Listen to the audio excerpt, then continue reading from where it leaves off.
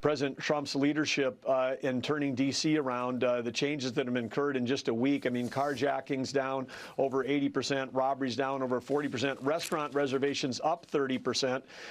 It's a dramatic change, but this is what happens again when you allow the law enforcement to actually enforce the law.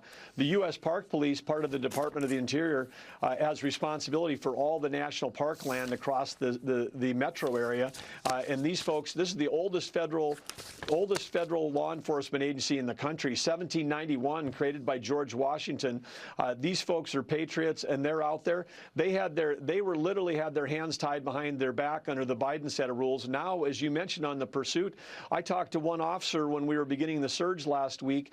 He said that he'd had over 20 times in the last couple months, he'd pulled people over that had unmatching plates, stolen car plates that were showing up on the register, or no plates on the car, suspicious activity, and he'd pull them over, and then you get out of the vehicle and walk up to them, and they take off and flee.